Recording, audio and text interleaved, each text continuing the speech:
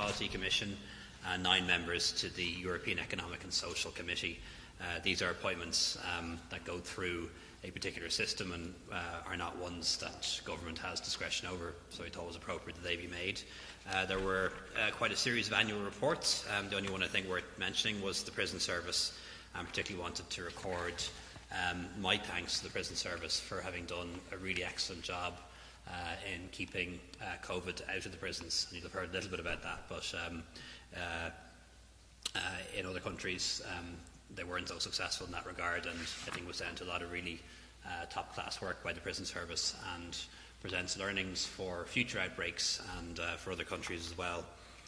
We had also a decision from Cabinet for us to continue our Defence Forces participation in UNDOF in Syria on the Golan Heights, and also in KFOR. So we have 134 personnel in the Golan Heights and 13 in Pristina and KFOR in Kosovo, and those deployments will continue as they're extant deployments. They don't require a dual resolution. Approved the drafting of some legislation, a general scheme of the Criminal Justice Mutual Recognition of Custodial Sentences Bill. This is justice legislation that allows us to recognise a sentence handed down in one EU country and vice versa, and the legislation for that will now be drafted. Also agreed a proposal from Minister Flanagan to submit a declaration of readiness to participate in the Schengen Information System. So that's a system by which, even though we're not in the Schengen area, we share passenger information, and that was agreed. And also we're going to opt into Protocol 21 of a European Council regulation laying down a new uniform format for residence permits of third country nationals. So that's third country nationals living in Ireland will have this new European-style residence permit, which they can use. UK citizens won't be required to have them, but they will be allowed to have them if they so wish, so that they can be recognised as being resident in the EU as well as UK citizens. There was also then a decision to support the New Kita, I think, High Ambition Declaration on Shipping that relates to climate change. Minister Donoghue gave us an update on the process for the revised estimate volume. You'll have heard some reports suggesting that various government departments are going to run out of money. That's not going to happen, but we do have a lot of government departments that are quite close to spending 80% of their allocation for last year. So we need to bring in revised estimates to allow them to go through that ceiling and spend the money they need to spend for this year. So that includes the Departments of Business, Enterprise and Innovation, my own department, the Department of Health, the State Laboratory, the Secret Service, the Prison Service, Data Protection Commissioner, and also the Department of Foreign Affairs with respect to international cooperation. So we've decided to batch these, and we'll bring them to votes in the Dáil in June and July. I don't think there'll be any controversy around that. Has been discussed with some of the opposition parties, and I don't think they'll have any difficulty approving those revs in the next couple of weeks, because it is necessary for government programmes to continue. There was the report on summer provision for children with special educational needs and disabilities, and also the report on school opening, which I think Minister Harris and Minister McHugh would have briefed you on a little bit early on. I know there is some concern among some parents about the document which outlines the consequences of applying the 2-metre rule in schools as opposed to 1-metre rule in schools. But I do want to reassure parents, many of whom I know are very worried about what's going to happen at the end of August and in September, that what we're working on is being in the position so that all kids can go back full-time at the end of August or early September. And we know the difficulties that arise from a 2-metre rule. We know the difficulties that arise from a 1-metre rule. That's all laid out now in black and white. But we also know that we can come up with bespoke solutions in particular circumstances. And we've done that, for example, in early years in childcare, where social distancing applies to the adults but not the kids. So we're going to try and come up with a solution that will allow all kids to return to school at the end of August, early September, as originally indicated. But of course, a lot of that's going to be dependent on the virus continuing to decline in the community, because that's the most crucial thing. And we think that will happen. Also had a cabinet discussion on extending supports to general practitioners. They were put in place for COVID. They'll now be extended into August. We approved the appointment of a new President of the High Court. For the first time, the President of the High Court will be a woman and a very eminent judge, and Minister Flanagan will release information on that appointment later on today. We also had a discussion around the general situation with regard to COVID, which I think everyone's up to date on already, so I won't really fill you in on anything you already know on that, except to say we had a detailed discussion on border controls and travel restrictions. As you know, across the European Union now, bit by bit, countries are starting to open borders and resume flights between each other. We're not going to do that yet, so the decision here in Ireland is that the travel restrictions remain in place. Nobody should leave Ireland for the purposes of tourism. Nobody should come to Ireland for the purposes of leisure or tourism. And if anyone is coming here for an essential journey, they are required to fill in a passenger locator form and are advised to self-isolate for at least 14 days. That's not going to change, for now anyway. We will review the situation in about 2 weeks' time when we see how things develop in other countries. But for now, the travel advice remains as it was. We're aware of what's happening in the rest of Europe, but we think it's too soon to make that change here, and we'll review the situation in 2 weeks' time. And finally, just in relation to the beef sector, Minister Creed will fill you in the details in a moment, but we took the decision to set aside an additional €50 million to support the incomes of farmers. About 78,000 beef farmers, as you know, in Ireland, and unlike many other sectors of the economy, they aren't able to benefit from schemes like the pandemic unemployment payment or the wage subsidy scheme or the reopening grant or the rates waiver. But they have been very badly hit, essentially a triple whammy of international low prices, Brexit and then a global pandemic. And we thought it was appropriate in those circumstances to provide an allocation of €50 million to benefit up to 78,000 beef farmers across the country who can't benefit from those other supports that are available to most people in other sectors of the economy. So I'll hand you over to Minister Creed maybe to give a bit more detail on that. Thank you, Taoiseach. As the Taoiseach has said, the background to this is a very difficult market situation for the beef industry, which preceded, I suppose, and predated the COVID-19 challenge.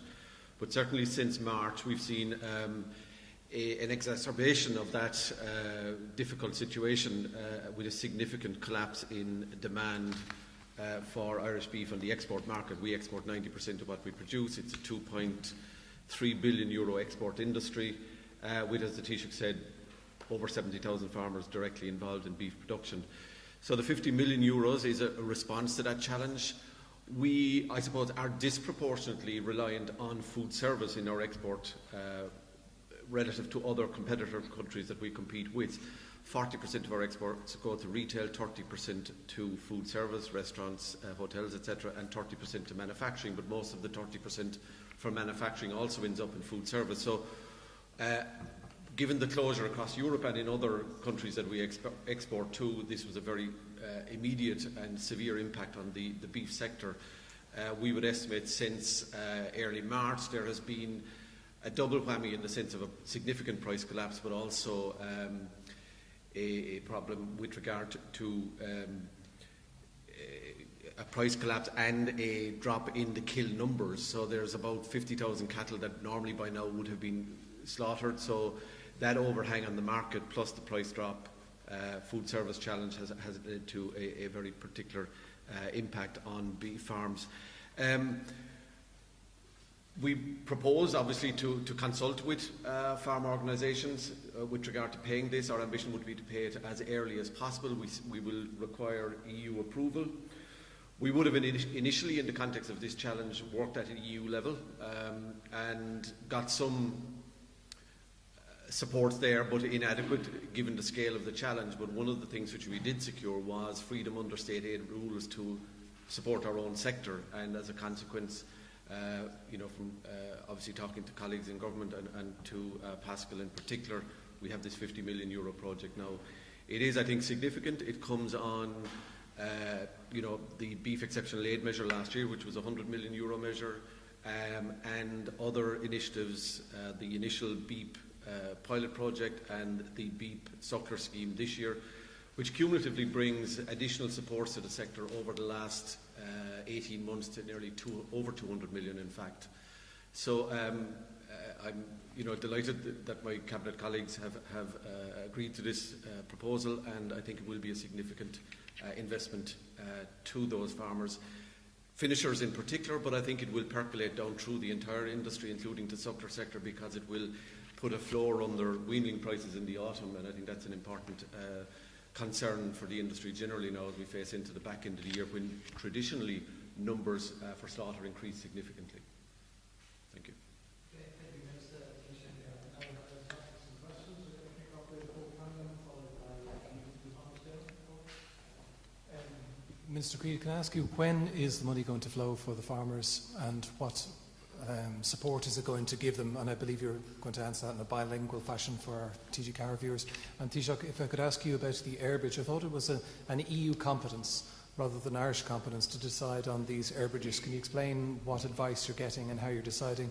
And also just on the government formation talks, where do you see things currently standing? Thank you. Gorab Mahagad Paul an Keshin, Bemi de Kaintlish na Fermori an scheme seo, Bavalam Gemek an Taragadig Dolamak Godina Fermori, Rivdera an Liansha, Beder Temple Mihona, Nu Marshin, Tashiana talked of good Rocky Chair Mark Kolu Sverling. We'll be talking to all of the farm organisations in the context of this scheme to get their views as to how we should structure it. We have some form in this area in terms of previous schemes that we've administered, particularly the beef exceptional aid measure, which was a previous scheme that we had that was focused exclusively, as this one will be, on people who sold animals for slaughter. And I think that experience will enable us to get this scheme up and running quite early, and I would hope that we could pay it in the autumn, perhaps in September or October, would be the ambition. Yeah, I think the answer to your question is quite complicated because obviously people have constitutional rights, they have human rights. As EU citizens, people are free to travel, work and study anywhere in the European Union that they want to. And as part of the common travel area with the UK, people have the right to travel freely between the UK and Ireland. But this is an unusual situation. It is a public health emergency. And in certain situations like that, member states are able to make their own rules. We do want to be in a position to agree air bridges to allow travel between Ireland and other countries where the virus is also successfully suppressed. We need that to coordinate on an EU level, and we intend to be part of that. But we think that the 15th of June, Monday, is far too soon for us to do that here in Ireland. So we're going to see what's possible. We're going to work with our EU colleagues, going to talk to the UK and the administration in Northern Ireland and review the situation in about 2 weeks' time. But for now, the advice remains the same. Don't travel off the island for tourism. Don't come to the island for tourism. Anyone who's arriving here, even for an essential reason, through our ports or airports, will have to fill in a passenger locator form and will be strongly advised to self-quarantine for at least 14 days. Yeah, they're progressing. Not much could be done today, unfortunately, because cabinet ministers were tied up at cabinet, but they did have a meeting beforehand, and I know they're heading back to government buildings for more meetings now. So it seems that every day one or two new papers are signed off, and I think there's a strong possibility that we will have a programme for government in the next couple of days. I know it's taking a long time, but I'd certainly be of the view, and so would a lot of others, that it's better to nail down some issues now rather than have them become points of conflict during a 5-year government. It's better to take that little bit of extra time to do that. From my own party's point of view, we have very clear priorities. Want to make sure that there is an economic plan in place that enables people to get back to work and businesses open over the next couple of months. We want guarantees in the public finances that once the economy is back to economic growth and employment growth, that we will get the deficit and the debt down. That's the best way to avoid a return to austerity. It's to start to bring your debt down and your deficit down when you can afford to do so.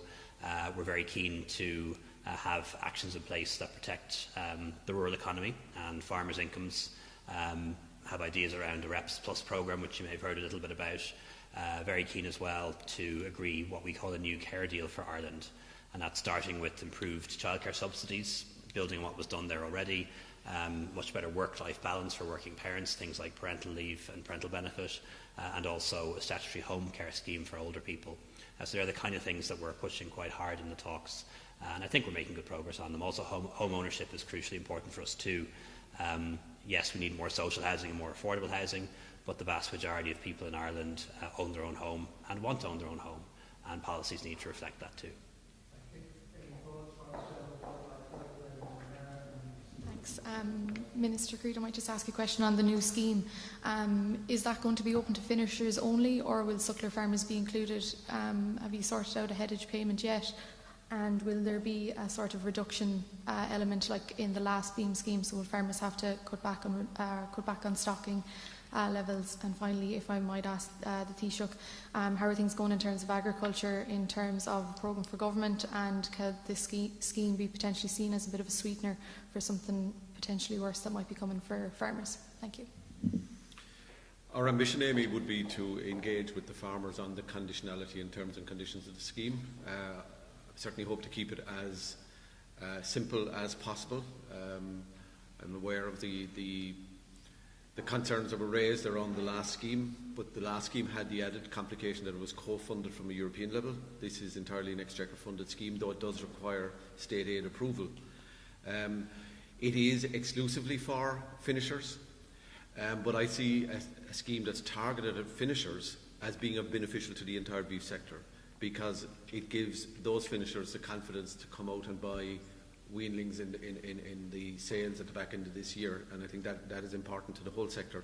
But I would also add that, of course, we have a new scheme this year for the suckler sector, the beef suckler scheme, which is a €35 million scheme, a scheme that wasn't there last year. It builds on the pilot of the previous year.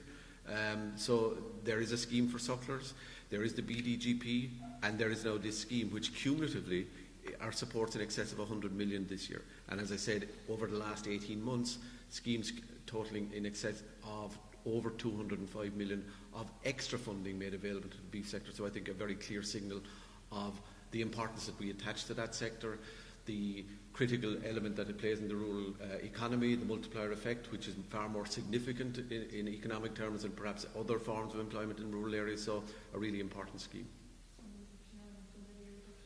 Well, as I said, the terms and conditions, we will talk with the farmers, but the reduction element, as you recall, was a condition that the Commission imposed on us because the last scheme was co-funded. Just to answer your questions, this €50 million scheme is approved today by Cabinet, and subject to state aid approval, it'll be implemented. It's separate from the formation of a new government, so whether a new government is formed or not, this money will flow to farmers, so it's not connected in any way to the programme for government. I sincerely hope that when farmers and people living in rural Ireland and those who are dependent on the rural economy, when they open the programme for government, I sincerely hope that they will be pleasantly surprised by the content of it, because the kind of things that we're very much pressing forward, is that the National Broadband Plan should continue and be accelerated, if anything. That investment in infrastructure through the various rural funds should continue. Road projects that need to be done should be done, and also that there are real meaningful gains for farmers in the new programme for government, like the REPS 2 programme, which we've spoken a bit about, but also reforms that will give farmers a more reliable and new streams of income for doing the things that we need them to do, particularly around climate action and biodiversity, seeing that less as a threat and more an opportunity for a new revenue stream rather. Do you think it's really feasible for the health services and the hospitality sector, when it reopens more broadly on June 29th in particular, to go with the 2 metre rule? Would you be in favour of reducing that 2 metre rule to 1 metre for phase 3 on June 29th? I think the economics of every business are different, but certainly people in the hospitality sector are saying to me that at a 1 metre rule or so, they'll only have about 30% occupancy, and that may not be economic unless they put their prices way up, and then they may become unaffordable. Around 1 metre, it's about 70% occupancy and probably would be able to turn a profit. So that's what I'm hearing from people running those businesses. The evidence is becoming increasingly clear on this. A distance of 1 metre or so gives you about 70% protection from the virus. A distance of 2 metres, it's up around 90-95%. So we need to be honest with people. If we're going to go from 2 to 1, that is a risk. But it's not the kind of risk that it would have been a few weeks ago, because the number of new cases now is so low. So a bit of work is being done where we're looking at in the round, looking at the public health implications, but also the implications for employment and schools, for example, if we don't go down to 1 metre, and we should be in a position to make a decision on that, again, before the end of the month, ideally before we enter into phase 3. And what we are saying very strongly to people is that in scenarios where social distancing is not possible, for example, on public transport or in a crowded enclosed place like a supermarket, that people should wear a mask or face covering and should do so correctly. And we'll be launching a new campaign on Monday or Tuesday to reinforce that message and to inform the public in an even stronger way about what the message is around public health measures, but particularly masks as well.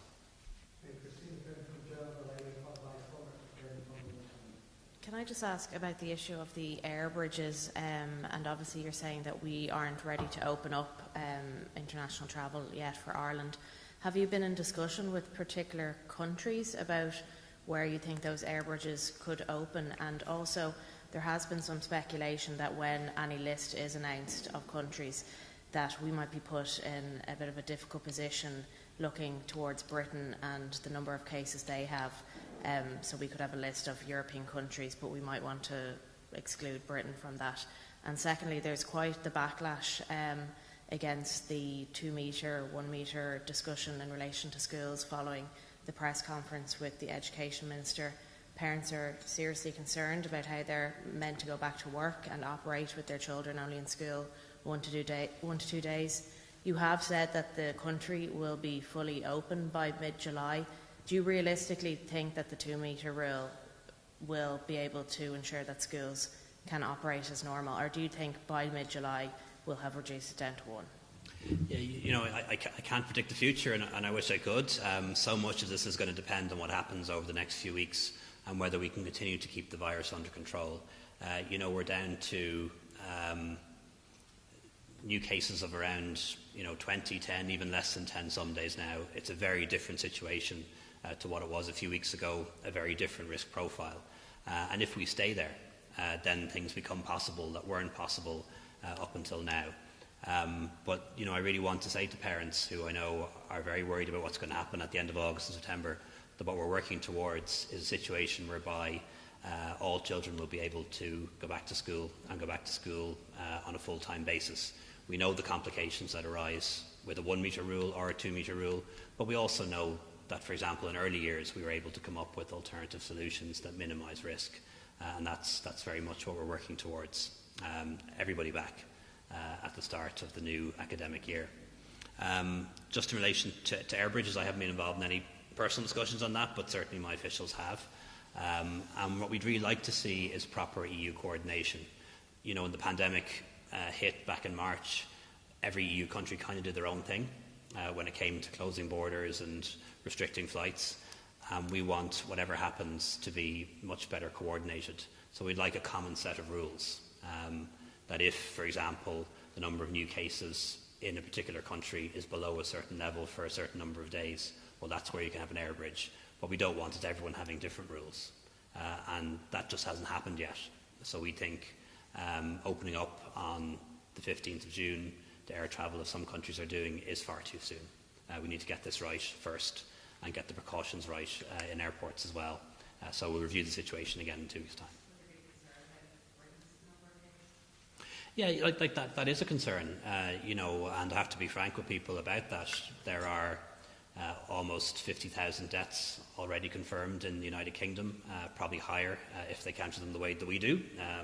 They only count laboratory confirmed deaths, and the indications we have is that the our number is still at 1 or above 1 in some British regions. So there is a real risk at the moment of the virus being re-imported into Ireland by people travelling here from Britain, and that's why the restrictions have to stay in place for now.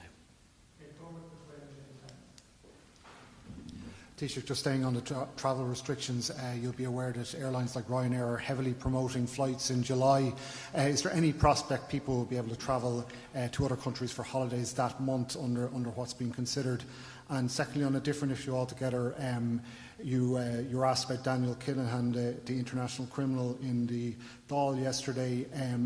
You said that contact has been made with the United Arab Emirates. Can you offer any further details on the nature of that contact, what was raised? And also, would you urge sports broadcasters like Sky Sports and BT Sports not to broadcast this planned fight if Mr Kinahan is involved? I suppose I can't really go into the detail on that kind of contact, but there has been contact in the past between our own justice authorities and the United Arab Emirates on this, and there is contact with the Department of Foreign Affairs as well. But certainly the authorities in the UAE know the situation, and they know our concerns and our problems with it. And I think it's not a decision for me, but I think it would be entirely appropriate for sporting organisations and media organisations to have nothing to do with this. Maybe they don't know the facts or they know the truth, but they need to know them. And I wouldn't like to see them giving it any attention at all, given the circumstances. Sorry, just on the people booking flights for all the same prospects. I think almost everyone in the country would love to be booking a flight at the moment, and I'm sure loads of people have gone online just to take a look, if not to book. But it's too soon, really, for people to book flights. If they do now, there's no guarantee that they'll be able to travel, and a very strong possibility that they will have to self-quarantine or self-isolate for 2 weeks on return. So the advice on travel is as it has been for a very long time now. Don't leave the island for the purposes of tourism and leisure. Don't come to Ireland for the purposes of tourism and leisure. And if somebody is coming here for essential reasons, with a few exceptions, they're required to quarantine for 14 days. And that's the advice. And if there's any change, we'll let you know in 2 weeks' time. Taoiseach, just to pick up on the question about the fight, is there anything the government actually can do other than express concerns, obviously, and make statements like you have? Is there anything the government can do? And then just separately back to government formation, do you think a deal will be done this weekend, and where does the current process leave us in terms of the end of June timeline for the criminal and other legislation that needs to be passed and renewed? I think we can come to an agreement on a programme for government in the next couple of days, but that, of course, requires all three parties to agree, and then we have to ballot our members. We'll be able to do our ballot, we think, in about 10 days. I think it might take Fianna Fáil maybe a little bit longer. The prospect is there for a new government to take office last week of June, first week of July, which will be in time to renew the Offence Against the State Act. That will be done in the Dáil anyway. It just needs to be done in the Shannon as well, and that can be done that week. I'll have to check on that. I don't think we've any, we're the Government of Ireland. I don't think we have any legal authority to do things in other jurisdictions. But we can, of course, raise our concerns with the authorities in other countries. We have done that.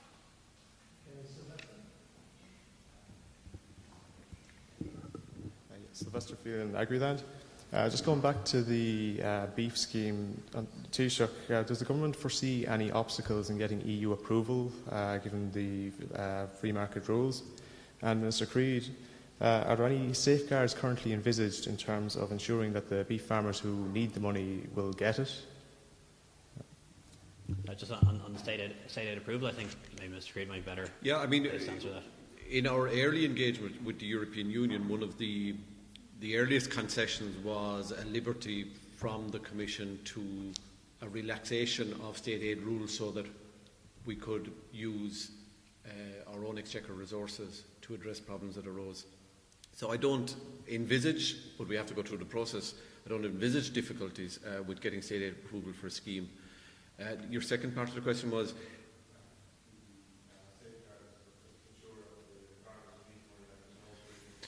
Well, I mean, our ambition is to make the scheme as user-friendly as possible. I mean, we have a lot of experience in terms of previous schemes that we've administered in this space, in particular the beef exceptional aid measure of last year.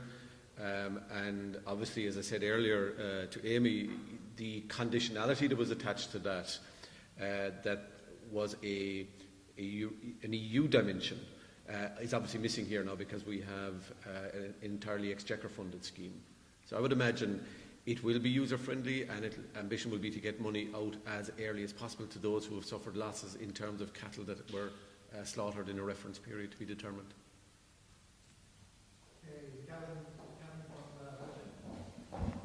Taoiseach, can I follow up again on the issue regarding social distancing in schools? I mean, you've made it pretty clear in your opening comments that you don't really believe it's feasible to have the distancing in place if it means children not being able to attend. Minister McHugh eventually gave us the same message earlier on. A lot of people will take the message away from that basically social distancing is increasingly a dead concept, because we already know that there's going to be a review in the hospitality sector where they might be able to get by with 1 metre, whereas society at large is expected to observe 2.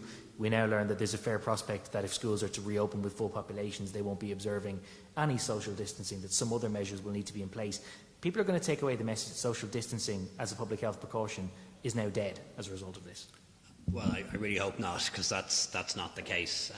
As we reopen the country, in fact, personal behaviour and personal responsibility becomes all the more important. All of those bits of advice we give people around respiratory etiquette, hand washing, social distancing, they apply as much as ever. But the risk is changing.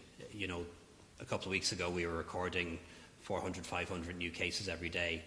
We're down, around single digits now some days. So the risk is very much lower than what it was. And we need to consider now, over the next couple of weeks, not just the risk of COVID infections and people dying as a consequence of COVID, but also other health issues and non-COVID care being reinstituted, and then as well as that, what the impact will be on employment and on our society. So those other factors come more into play now than they would have done a few weeks ago, and that's just for the common sense reason that the virus is now less prevalent in the community than it was. So in all these areas we'll be updating the advice as we go along. May I ask you a question about face masks? And there's been considerable debate about face masks in the past number of weeks and whether it should be compulsory or mandatory to wear them. The anecdotal evidence from the streets is that few people seem to be wearing face masks, especially on public transport and in situations where movement is restricted. There has been the weight or the preponderance of evidence from the scientific community, I know sometimes this is conflicting, in the past couple of weeks has shown that face masks can be very effective. There's a German study, the results of which have been published in the past few days, which show that there's a 40% increase in terms of protection from the virus if one wears face masks.